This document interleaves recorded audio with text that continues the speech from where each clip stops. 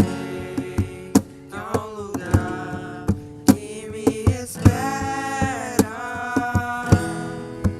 Estrangeiro eu sou, o meu lar é o céu. Meu Jesus vem buscar a sua noiva. Ele virá num piscar de olhar. Quem estiver pronto com ele irá na sua glória com ele morar. Ele vem, não mais tristeza, não mais temor. Junto com os anjos cantar eu vou. Digno é o Cordeiro que se entregou. Ele vem, ele vem.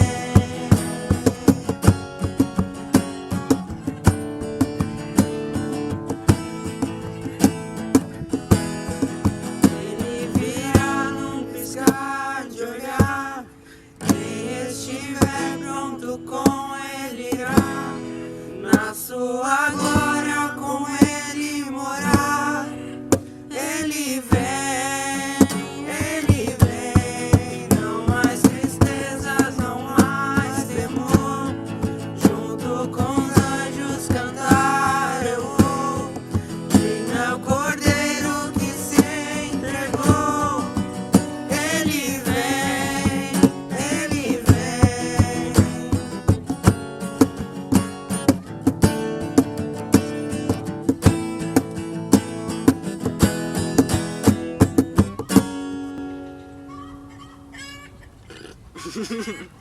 Cala a boca, essa galinha.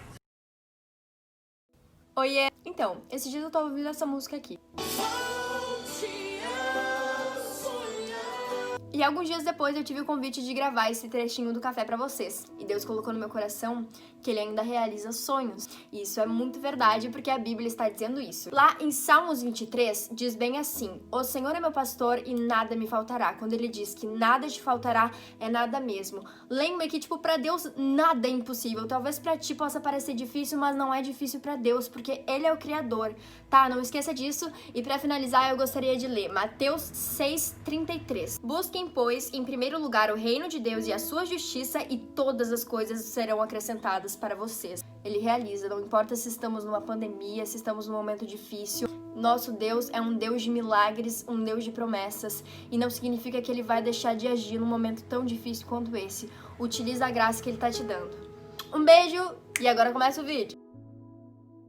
Olá, galera! Hoje nós estamos no nosso terceiro estudo da série Igreja, Aposto Tudo. No nosso primeiro estudo, nós vimos a diferença entre igreja global e igreja local. E aprendemos que a palavra igreja vem da palavra grega ekklesia, que significa assembleia ou reunião de pessoas. E aí nós aprendemos que igreja não é então um edifício localizado em um determinado espaço, mas igreja somos nós.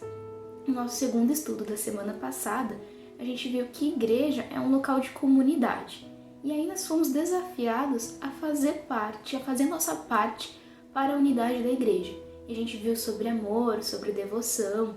E no estudo de hoje, a gente vai falar sobre prestação de contas, que é um assunto que eu gosto bastante e que já tem inclusive um outro culto aqui do café que a gente falou sobre prestação de contas, explicando mais ou menos como funciona, como que a gente deveria fazer isso. Hoje a gente vai falar sobre prestação de contas também, mas relacionando a unidade da igreja e ao nosso crescimento espiritual. Só para relembrar o que era, é você se relacionar com uma pessoa que te ajude a te manter as tuas disciplinas ou convicções espirituais. Você deve estar se perguntando por que eu estou relacionando esse tema de prestação de contas com a igreja.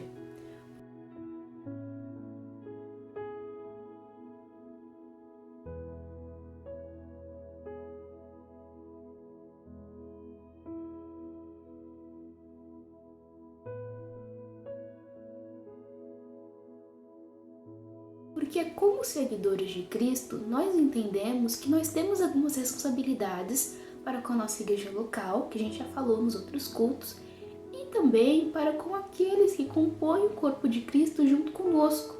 Mas não é uma responsabilidade superficial, e sim uma responsabilidade genuína de nós ajudarmos uns aos outros a crescermos espiritualmente. A igreja é um local onde nós deveríamos nos sentir seguros para compartilhar algumas dificuldades que nós temos com alguém que tu confie, que seja maduro espiritualmente, que tenha um bom testemunho de vida, e essa pessoa te ajudar a enfrentar algumas coisas que a gente às vezes não consegue enfrentar sozinho, que a gente não sabe como lidar. E ter uma segurança de falar para essa pessoa sem ser julgado ou ter algum tipo de repercussão negativa. Eu sei que é bem difícil a gente sair dessa zona de conforto e muitas vezes a gente precisar se expor para alguém, prestar contas, falar sobre coisas internas para alguém. Mas talvez tu até esteja pensando agora assim, meio intrigado, né? Falando, Lari, mas será que é realmente necessário que eu faça isso? Eu não posso simplesmente ir para a igreja, aprender algumas maneiras de me tornar uma pessoa melhor e depois voltar para casa? Será que não dá para ser assim? Só que a gente vai ver pela palavra do Senhor que nos deixar ser afiados uns pelos outros é realmente essencial para a unidade da igreja e para o nosso crescimento espiritual. E a gente vai ver isso nesse estudo de hoje, respondendo a 3 perguntas, e daí a gente vai vendo as respostas para essa pergunta e vai aprendendo um pouco mais sobre esse tema. A primeira pergunta que a gente vai responder é por que a prestação de contas ela é importante para a igreja como um todo. Para isso, a gente vai abrir a palavra do Senhor lá em Efésios, capítulo 4, do versículo 11 até o versículo 16. Mas agora a gente só vai ler o versículo 11 e 12. E a gente vai ver que a resposta para essa pergunta é que a prestação de contas ela ajuda com que os crentes, as pessoas, elas utilizem dons que recebeu de Cristo para utilizar no serviço cristão. Foi Ele quem deu dons às pessoas. Ele escolheu alguns para serem apóstolos, outros para profetas, outros para evangelistas e ainda outros para pastores e mestres da igreja. Ele fez isso para preparar o povo de Deus para o serviço cristão, a fim de construir o corpo de Cristo. Então aqui é Paulo falando aos crentes, aos irmãos da igreja de Éfeso, que algumas pessoas elas haviam recebido dons específicos, aqui no caso dessa igreja primitiva, eram os apóstolos, os profetas, evangelistas, pastores, mestres, e uma vez que eles tinham recebido esses dons, eles deveriam utilizar ativamente na vida de outras pessoas, ou no caso, né, como diz aqui, no serviço cristão, em outras traduções vai dizer na obra do ministério, para a edificação do corpo de Cristo, isto é, para utilizar a edificação da igreja, que são as pessoas. Ok, então em resumo o que a gente entendeu é que a gente recebe do Senhor dons específicos, todos nós recebemos dons, habilidades, a gente só tem que descobrir quais são, mas certamente tu tens. E a gente recebe para utilizar no serviço do Senhor, para utilizar na edificação dessa igreja do Senhor. E aí talvez você possa se perguntar, tá, mas por que eu tenho que utilizar realmente as minhas habilidades no ministério? A resposta é que para a igreja ela seja unida e cresça espiritualmente, como a gente vai ver agora nos próximos versículos. Desse modo, todos nós chegaremos a ser um na nossa fé e no nosso conhecimento do Filho de Deus. E assim seremos pessoas maduras e alcançaremos a altura espiritual de Cristo. Então, não seremos mais como crianças arrastados pelas ondas e empurrados por qualquer vento de ensinamentos de pessoas falsas. Essas pessoas inventam mentiras e, por meio delas, levam outros para caminhos errados. Pelo contrário, falando a verdade com espírito de amor, cresçamos em tudo até alcançarmos a altura espiritual de Cristo, que é a cabeça. É Ele quem faz com que o corpo todo fique bem ajustado e todas as partes fiquem ligadas entre si por meio da união de todas elas. E assim, cada parte funciona bem e o corpo todo cresce e se desenvolve por meio do amor. Então, Paulo está aqui encorajando os irmãos de Éfeso a entenderem que a prestação de contas ela ajuda para que a igreja ela permaneça unida, como a gente viu, ela cresça espiritualmente, mas crescer espiritualmente como? De que forma? Qual era o objetivo final? Aí foi o que a gente leu aqui. É para que os irmãos eles alcançassem uma plenitude ou uma maturidade em Cristo, para que eles se tornassem mais parecidos com Cristo, semelhantes a Cristo. Esse é o objetivo final aqui. Então, o que a gente entende é que quando a gente utiliza os nossos dons, as nossas habilidades espirituais no ministério, na obra do ministério, no serviço cristão, 3 coisas acontecem. Vou me afastar aqui e vocês chequem lá nos versículozinhos. Primeira coisa, o corpo, que é a igreja, na qual a gente viu aqui, né, nesses versículos, que Cristo é a cabeça desse corpo, ele experimenta a unidade. Isso está lá em Efésios, capítulo 4, do versículo 3 até o 6. Dei uma olhadinha aqui, tá? Segundo, a igreja amadurece espiritualmente. Isso está lá em Efésios, capítulo 4, versículo 15. E terceiro, a gente se torna mais semelhante a Cristo, que foi o que eu falei. Está lá em Efésios, capítulo 4, versículo 16, que está aparecendo aqui. E a prestação de contas, ela nos ajuda também como indivíduos? Na verdade, a gente até viu essa resposta na questão anterior, que sim, porque ela nos ajuda a sermos maduros em Cristo, ou em outras palavras, a gente ser cada vez mais parecidos com Jesus. E se a gente quer crescer em tudo, como diz lá no versículo 15, a gente não vai ler aqui agora, mas ele está aparecendo bem aqui, olha. Se a gente quer crescer em tudo, em alguns momentos a gente vai precisar ser confrontados com a verdade. E como é que é isso? Que momentos são esses?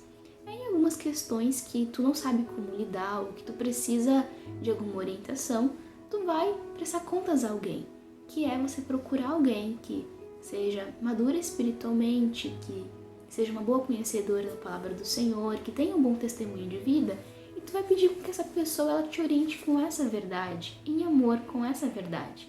E assim, você certamente vai conseguir, vocês 2 ou 2, enfim, você vai conseguir enfrentar essa luta, essa questão, essa dúvida que tu esteja passando juntas em oração, buscando orientação com a palavra do Senhor, e certamente assim você vai ser mais semelhante a Cristo. E a última perguntinha do nosso estudo é: por que a prestação de contas ela ajuda a afiarmos uns aos outros?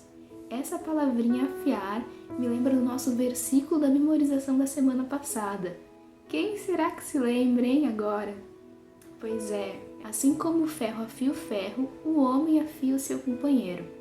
E eu nem vou precisar falar muito, porque a Helena ela já nos ensinou bastante quando ela trouxe suas ideias e falou bem lindamente, perfeitamente.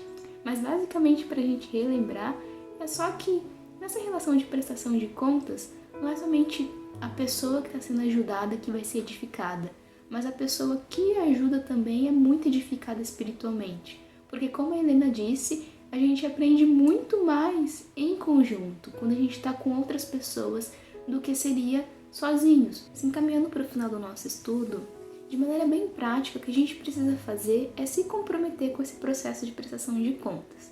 Mas a gente não está falando aqui de tu sair para almoçar com alguém, chamar alguém para almoçar. Mas é tu ter alguém que tu possa compartilhar as suas lutas.